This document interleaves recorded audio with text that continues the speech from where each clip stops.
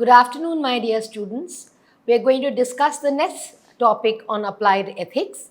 I'm Dr. Sudhnya N. Kulkarni, Associate Professor of Philosophy at Janki Devi Memorial College, University of Delhi. The topic that we are going to be covering today is on moral actions. Now, when we look at moral actions, we find that there is an inherent connection between our behavior as well as morality. In other words, how is our behavior? Should it be termed as right, wrong, just, unjust, fair, unfair, good, bad? All of these are moral connotations regarding our interaction with each other.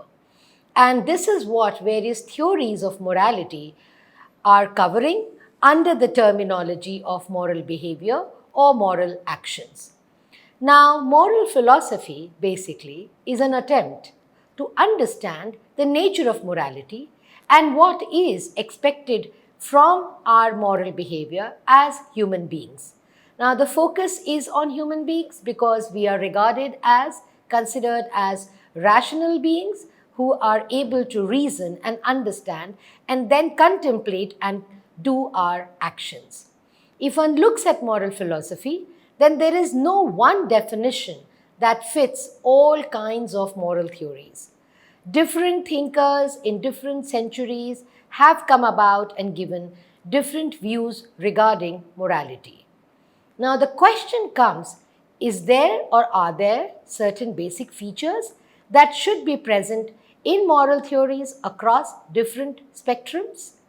Or is it that there are no features that can be present and we can say that this one feature or these many features are what define moral theories?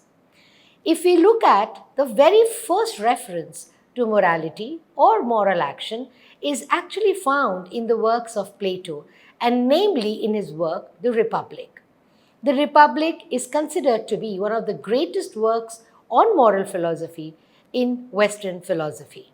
In The Republic, Plato, through his mouthpiece and his teacher Socrates, discusses how human behavior needs to follow or abide by certain moral principles.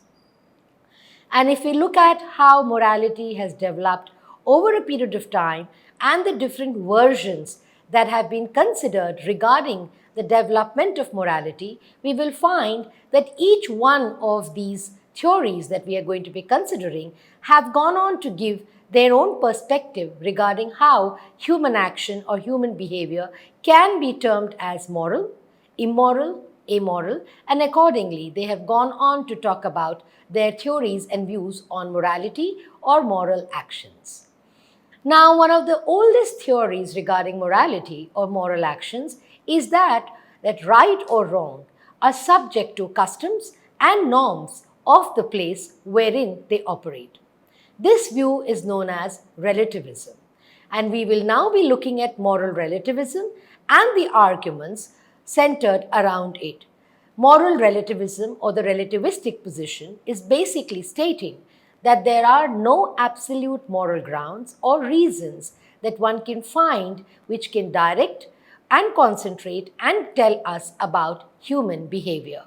What it means is that there is no one paradigm which will tell us that this is the reason why human beings behave in a particular manner. Now, according to the relativists, it is the social convention, the conventional morality, the conventional customs that decide how an individual should act or behave. So, according to them, it is the particular circumstances or the social group that an individual belongs to actually guide his or her behavior. Moral relativism is the view that moral judgments, beliefs about right and wrong, good and bad, not only vary greatly across time and contexts, but that their correctness is dependent on or relative to individual or cultural perspectives and frameworks.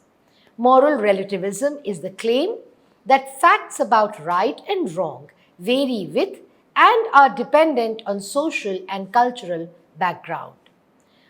Another perspective that is considered within moral relativism is that of moral subjectivism. Moral subjectivism is the view that moral judgments are judgments about contingent and variable features of our own moral sensibilities.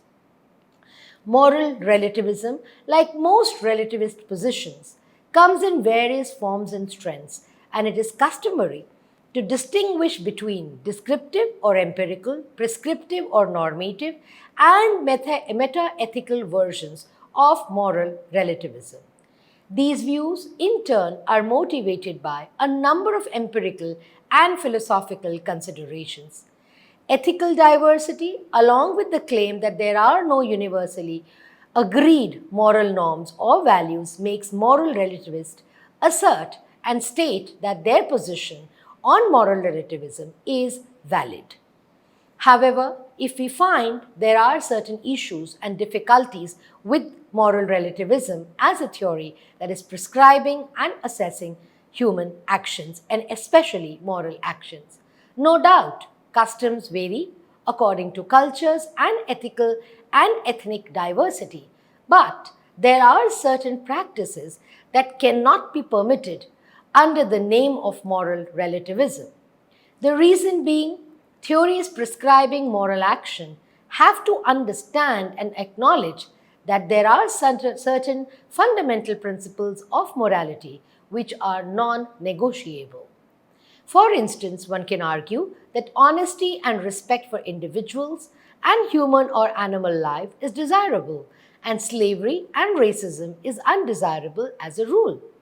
Moral relativism has had its share of supporters as well as critics, and both of them have gone on to give reasons for holding on to their respective positions.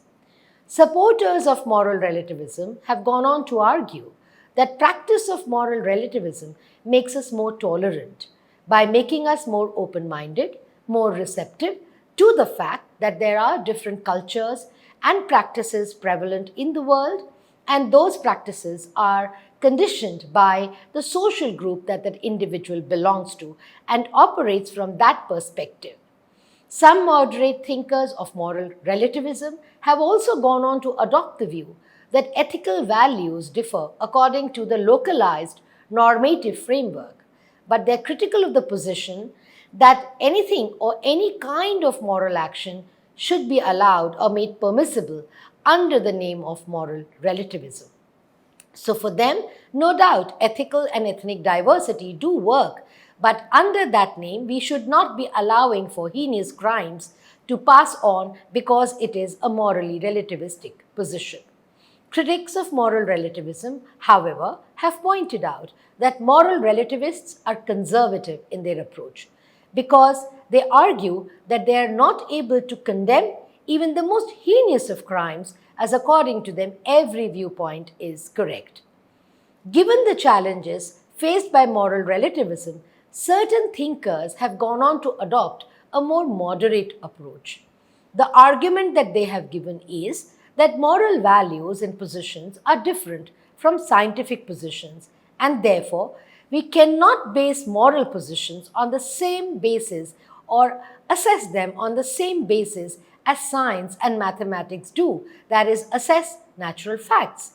Therefore, it is better to adopt a moderate position of and recognize that moral judgments are a result of deliberations amongst individuals cohabiting together. The next theory that we are going to consider is one that is assessing our moral actions based on divine commands. In other words, this theory looks at human moral actions or moral behaviors as operating from or issued from divine commands. Divine command theory is the view that morality is somehow dependent upon God. Moral obligations consist in obeying God's commands. The divine command theory includes that morality is ultimately based on the commands of God and that the morally right action is the one that God commands. According to different divine command theories, these commands vary according to particular religion that they belong to and operate within. Almost all versions of the theory hold in common the claim that morality and moral obligations ultimately depend on God. So for the divine command theory proponents, all our moral obligations originate from and are rooted in God. Supporters of this theory have argued that it provides a metaphysical basis for our moral principles, rather for the grounding of our moral principles. We will now look at positions of both supporters as well as critics of the divine command theory and try and understand this theory that goes on to assess our moral actions. Saint Augustine had stated that ethics is the pursuit of the supreme good, which provides happiness that all human beings seek. Now, according to Saint Augustine, it is love of God that helps us to orient our other loves in a proper way. And thus, according to him, it is the divine command theory that provides a foundation for doing good actions. Immanuel Kant, one of the greatest thinkers of the 18th century, had stated in his Critique of Practical Reason that morality requires divine grounding. His reasons for advocating the divine command theory was that as humans we are too fragile to handle the demands made by moral laws. Thus, according to him, some of the challenges concerning morality get addressed by subscribing to the divine command theory. Further, morally righteous individuals carry on with their faith and their morally upright actions in the belief that they will be rewarded by God in their afterlife. Another thinker and philosopher of religion, William L. Craig, has also gone on to support and reiterate the divine command theory, and his belief is that those doing evil will be punished and those doing good will be rewarded.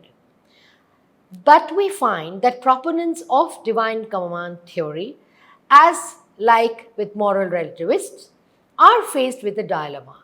Now the question is, does God command a particular action because it is right? Or is an action morally right because God commands it? Responses to these questions have put the advocates of the divine command theory in a challenging position. Either God has reasons for stating why some actions are morally right, and if God does not have those reasons, then it implies that there is an ethical standard that works independently of God. We will now look at another theory, that is the natural law theory, that goes on to assess moral actions. So we began with moral relativism, we looked at the divine command theory, and now we are going to look at the natural law theory. The Christian thinkers who came after Aristotle were inspired by his virtue ethics, but they felt that there was an important component that was missing from his theory, and that is God. The theory of natural law that we are going to discuss now has been developed by St. Thomas Aquinas in the 12th century and is presented in his great work and seminal work Summa Theologica. He was greatly influenced by Aristotle, the reason being till that time Aristotle's ideas had not been challenged by any thinker. The fundamental thesis according to Aquinas is that the natural law is a participation in the eternal law. The eternal law for Aquinas is the rational plan by which all creation has been ordered. The natural law is the way that human beings participate in the eternal law. Aquinas has actually gone on to divide the law into 4 subcategories: the divine law, the eternal law, the natural law, and the human or the man-made law. Now, according to Aquinas, God has a divine plan for the cosmos, and we humans can participate in it through the human law and the natural law. What is natural law? Natural law is the humans' exercise of their reason to understand why certain laws are made the way they are, and it is the human law by which they learn to interact with each other and evaluate and provide the basis for our human actions. With the passage of time and the development of natural science, natural law theory's influence started to wane.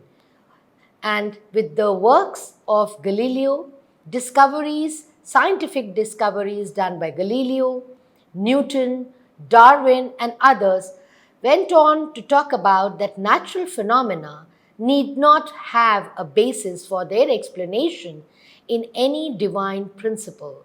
And this led to the scientists arguing that all natural events were basically a part of natural selection and nature appeared to be designed, but it was not designed according to any divine pattern. As a result, the influence of church as well as the natural law theory, as I've stated earlier, started to lessen. This, of course, was not welcome at all, and these scientists and their work demonstrated that we do not need to have or support a purpose involving principle to explain the nature or natural phenomena. This new approach of science, modern science, which was developed by Galileo, Newton, and Darwin, threatened the practices of the church as well as the Catholic Christian view. The natural law theorist therefore went on to condemn the scientific view as being false. Thus, we find that with the passage of time, modern science transformed people's views regarding the origin of the world, as well as whether the basis for the origin of the world was in fact to be found in God. Modern science also went on to reinforce the view that conceptions of right or wrong cannot be derived from natural things. The next theory that we are going to be considering regarding the foundation of moral actions or morality is the social contract. If morality cannot be based on divine commands, nor can it be based on relativism, nor on natural law theory, now question arises, what is it or what is the basis for moral actions on which we human beings are operating on a day-to-day basis? Are there any principles that we can base our moral actions on? Moral actions thus seem to be a purely human phenomena, and finding its basis has been the project of moral philosophy, especially since the 17th century.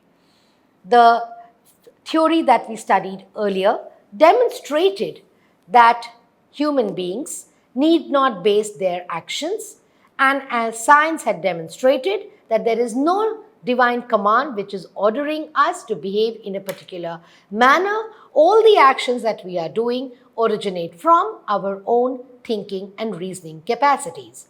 Now, the social contract theory is another version or way of looking at how we are going to assess moral actions or morality.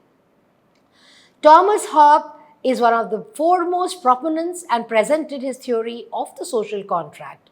He is a renowned English philosopher of the 17th century. Now, according to him, all human beings generally have an aspiration for or desire a good life. And they also realize that they cannot achieve a good life unless and until they cooperate with each other. Now, according to Hobbes, unless and until human beings go on to devise a plan whereby they can all cohabit peacefully, and according to certain rules of social cooperation which they have formed themselves, they will not be able to realize their own well-being. In other words, it is something which is based on reciprocal cooperation. In order to derive the benefits from social living, human beings will have to operate on the basis of reciprocal relation. In other words, human beings will have to frame rules for guiding their social behavior. These may include, for example, or for instance, keeping promises, respecting the dignity of human life, not telling lies, respecting one another's property, etc. These rules are going to ensure that each and every member of the social group will abide by them. Those who will violate these rules are going to be punished.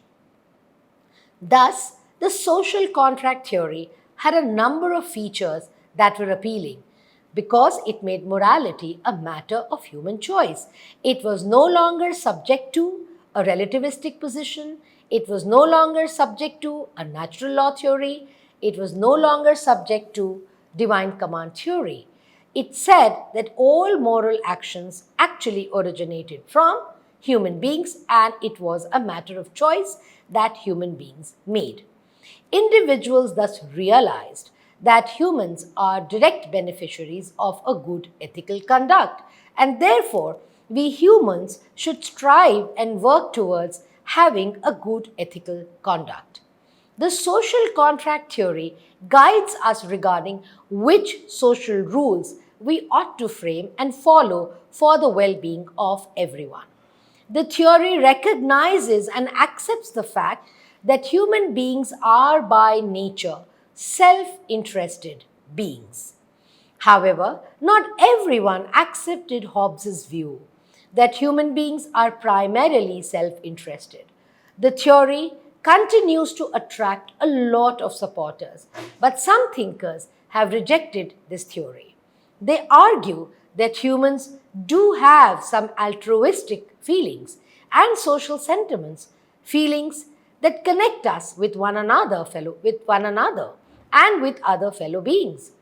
This alternative view has been described by Hume as a theory that measures the true interests of mankind, and we all know and we've studied before what is known as utilitarianism. We've already looked at the version given by Bentham and John Stuart Mill regarding these two theories.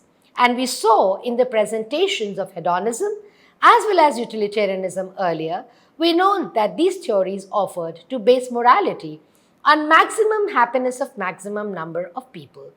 However, whether it was hedonism or utilitarianism, both of them failed to offer a viable moral theory that could be practically applied or implemented.